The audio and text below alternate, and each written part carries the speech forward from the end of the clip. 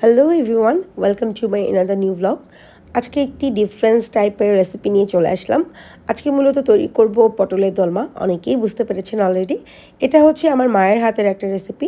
এটা মূলত এইভাবেও খাওয়া যায়, আবার এইটাকে আবার মশলা দিয়ে সুন্দর করে গ্রাভি করেও খাওয়া যায়। যে যেভাবে পছন্দ করে আপনাদের আসলে জানার সুবিধার্থে ফুল রেসিপিটি শেয়ার করছি। প্রথমেই লাগবে আমাদের বেশ কিছু কাঁচা পটল।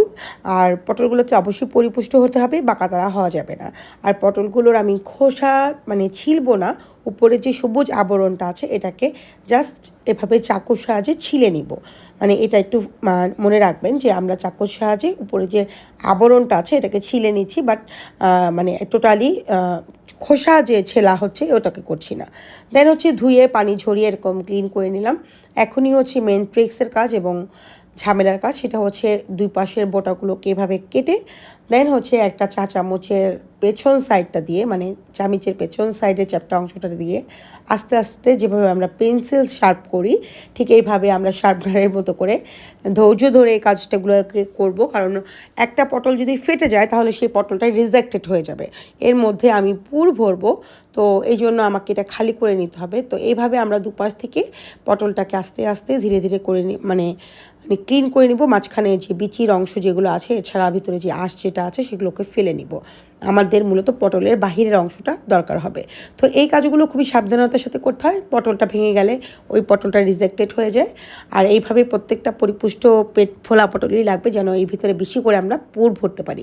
যত বেশি পুর দেওয়া যাবে তত বেশি মজা লাগবে খেতে আর কি। তো এটা ওয়ান কাইন্ড অফ পুলি পিঠার মতো বলা চলে। তো যাই হোক, তো ঝাল ঝাল আইটেম খেতে সবাই কম বেশি পছন্দ করে। আমাদের বাসার সবাই এই আইটেমটা অনেক লাইক করে। তো আপনাদের বোঝার সুবিধার্থে আমি আবার দেখিয়ে দিচ্ছি। আর এই বোটাগুলো ফেলে দিব না, এগুলোর মাথাগুলোকে আমরা টুথপিক দিয়ে আটকে নিব পুর ভরার পরে। আর এজন্য আমার পুরের জন্য লাগবে 1 কেজি পরিমাণ আমি গরুর মাংস নিয়ে নিয়েছি। আপনারা চাইলে মাটন, ল্যাম্ব, বিফ, চিকেন যে কোনো কিছু ইউজ করতে পারেন। আমি বিফটাই ইউজ করছি। আর একটু চর্বিযুক্ত মাংস নিলে মজা লাগে, ভাজাভুজা করলে এই হালকা চর্বিযুক্ত মাংস হলে ভালো লাগে। আর আমি এটাকে হাতে কিমা করে নিচ্ছি এই জন্য যে দানাদার যেন থাকে, দানাদার থাকলে মাংসর একটু অস্তিত্ব পাওয়া যায়, তাহলে হচ্ছে ভালো লাগে খেতে। আর আপনারা চাইলে গ্রাইন্ডারে গ্রাইন্ডও করে নিতে পারেন, বাট আমি হাতেই করে নিচ্ছি। আর আম্মাকে দেখেছি, আমার মাকে দেখেছি এভাবে হাতেই করতো, মানে আমিও তাই হাতেই করে নিলাম। আর আমরা যেহেতু বিফ লাভার্স, তো বিফটা ইউজ করছি। আপনারা চিকেন, মাটন, লাম সব কিছু দিয়েই করতে পারবেন, মাংস দিয়ে করলে এটা বেশি মজা লাগে। আর যেহেতু ভেজিটেবল হিসাবে পটলটা রয়েই গেল। আর আমার এখানে টোটালি 1 কেজি পরিমাণ রয়েছে মাংসর কিমাটা। দেন হচ্ছে আমি এখানে 1 চা চামচ পরিমাণ হলুদ গুঁড়ো ব্যবহার করছি, 1 চা চামচ পরিমাণ লাল মরিচের গুঁড়া শুকনো মরিচের গুঁড়া ব্যবহার করছি, আর 1 চা চামচ পরিমাণ ধনিয়া গুঁড়া ব্যবহার করছি। তো এইগুলো দেবার পর আমি দিব কাবাব মশলা। এই মশলাটা আমার নিজের করা, এটারও একটা ফুল রেসিপিটা আপনারা আমার আইডিতে পাবেন। আরও দিয়ে নিচ্ছি পরিমাণ মতো একটু তেল। দেন হচ্ছে আরও আমার লাগবে এখানে একটু লবণ।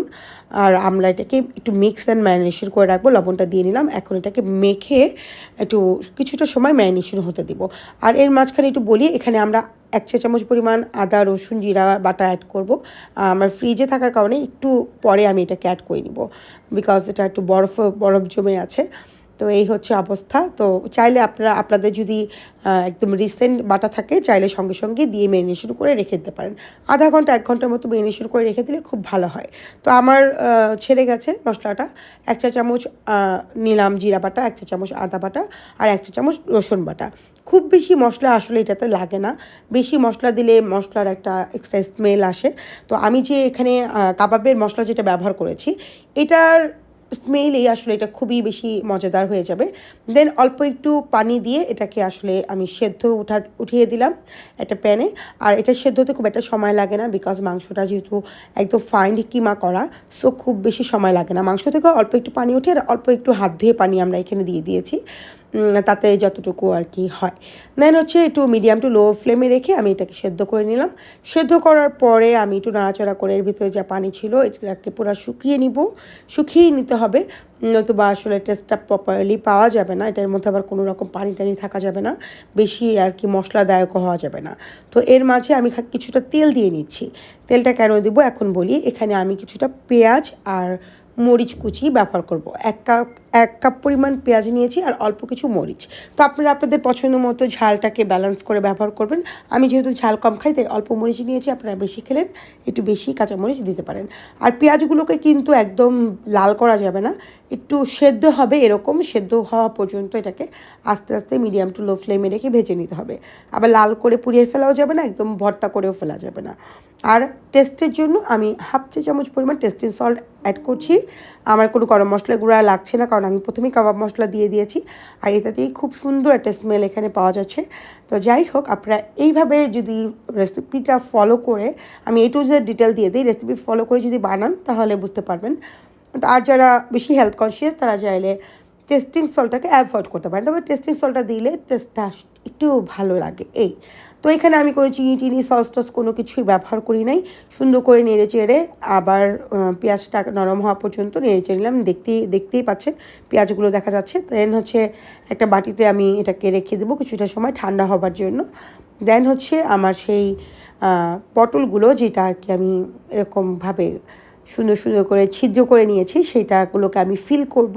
আর এই কাজটা হাত দিয়েই করতে হবে, এখানে আপনারা কোনো স্পুন অন্য কিছু ব্যবহার করতে পারবেন না। আর এইগুলো খুব ধৈর্যের কাজ, খুব পরিপাটি কাজ, টিপটপ কাজ।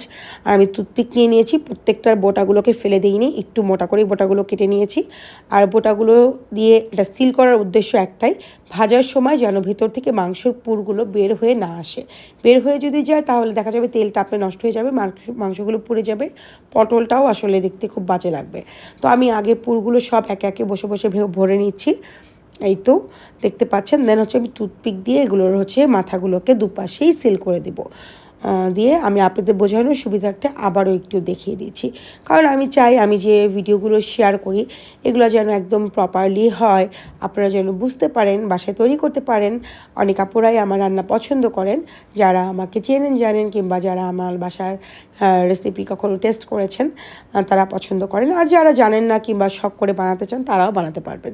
এই জন্য আমি কোনো কিছু হাইড না করে টোটালি সব কিছু A to Z প্রপারলি বুঝিয়ে দিই, যেন আপনাদের বোঝার সুবিধা হয় কিংবা কুকিং করতে সুবিধা হয়। দেন হচ্ছে আমি একটুখানি হলুদ গুঁড়ো, একটু মরিচের গুঁড়ো আর একটু লবণ দিয়ে এটাকে মেখে নেব, যেরকম আমরা পটল ভাজি ঠিক সেভাবে। তো এটাকে মেখে মেখে আমরা এরকম করে একে একে গায়ে মেখে নিব সবগুলো, হলুদ মরিচ আর লবণ। দেন হচ্ছে একটা ফ্রাইং প্যানে পরিমাণ মতো তেল দিয়ে নিলাম, খুব বেশি ডুবো তেলে এটাকে ভাজতে হবে না, অল্প তেলেও ভাজা যাবে না, মোটামুটি তেল দিয়ে নিতে হবে। দেন একটা একটা করে দেখতেই পাচ্ছেন টুথপিক দিয়ে দুপাশটা আমি আটকে নিয়েছি, একটা একটা করে পটল আমি চুলাতে দিয়ে দিলাম, মানে ফ্রাইং প্যানে দিয়ে দিলাম। আর এটা মিডিয়াম টু লো ফ্লেমে রেখে করতে হবে, সেহেতু পটলটা আস্ত আছে, আস্তে আস্তে ঘুরিয়ে ঘুরিয়ে সময় নিয়ে এটাকে সুন্দর করে বেছে নিতে হবে, যেন পটলের বাহিরের যে সবুজ অংশটা আছে এটা যেন সুন্দর করে প্রপার কুকড হয়ে যায়। তো এভাবে আপনারা সুন্দর করে কুক করে নেবেন। অনেকে আবার আমার আম্মাকে দেখেছি, বিশেষ করে আম্মা কয়েকটা ভাজিও রাখতো, আবার বাকিটা সুন্দর করে মশলা কষিয়ে গ্রাভি করতো। আবার মশলাতে আম্মাকে দেখেছি পোস্তদানা বাটা, চারমগজ বাটা এগুলো দিত, খুব সুন্দর একটা, একটু হালকা একটু টমেটো কেচাপ, অল্প একটু চিনি, একটু ঘি ব্যবহার করতো।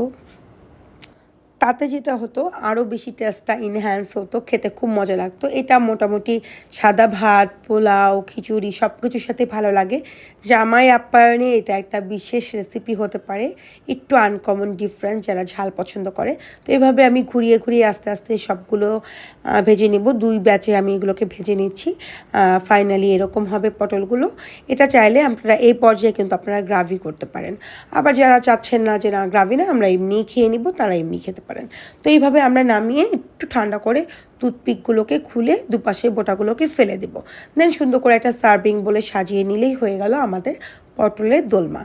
আর যেটা বললাম, চাইলে আপনারা সব রকম মশলা দিয়ে, তেল দিয়ে, সাথে চারমগজ বাটা, পোস্তদানা বাটা, একটু বাদাম বাটা, একটু টমেটো ক্যাচাপ, এগুলো সব কিছু দিয়ে অল্প একটু ঘি চিনি দিয়ে সুন্দর একটা গ্রাভি করে দেন এগুলোকে উপর থেকে ছড়িয়ে দিয়ে অল্প একটু পেঁয়াজ বেরেস্তা ছিটিয়ে দিলে এটাও একটা পটলের দোলমার গ্রাভি হয়ে যাবে।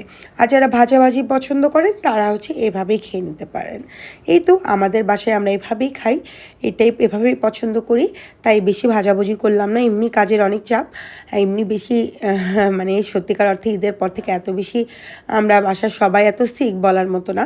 তো যাই হোক, রান্নাবাড়ি তো আর থেমে থাকে না, তো সব রান্নাই দেখাই না। বিশেষ বিশেষ কিছু রান্না যেটা মানে ভালো লাগা সেটাই শেয়ার করি আপনাদের সাথে। তো আমার রান্নাগুলো আপনাদের কাছে কেমন লাগে? আর ফাইনালি এরকম হয়েছে, আমি আসলে যে প্লেটটাতে এটাকে নামিয়েছিলাম সেটাতেই সার্ভ করেছি, এক্সট্রা কোনো প্লেট নেই নাই। আর ইতোমধ্যে আমার সবাই খাওয়ার জন্য রেডি হয়ে গেছে, খাবো খাবো খাবো। আর অ্যাট ফার্স্ট আমি একটু টেস্ট করে দেখছি যে লবণ টবণ সব কিছু ঠিক আছে কি না। কদিন ধরে জ্বর এসে এমন অবস্থা হয়েছে, না পাচ্ছি কোনো সেন্ট, গন্ধ বাসনা, না পাচ্ছি কোনো টেস্ট। জানি না কেমন হয়েছে, তবে টেস্ট করার পালা। মার মতো হবে না জানি, চেষ্টা তো করেছি, তাই না? তো যাই হোক, খেয়ে একটু দেখে নিলাম কেমন হয়েছে। তো আমার কাছে মনে হয় যে নুন নুন ঝালের ব্যালেন্সটা ঠিকঠাক আছে, টেস্টটা অ্যাভারেজ, তবে আম্মার মতো হয় নাই। তারপরেও শেয়ার করলাম। তো রান্না তো একটা শিল্প, আপনাদের পছন্দ মতো আপনারা তৈরি করে নেবেন। ভালো থাকবেন সবাই, আল্লাহ হাফেজ।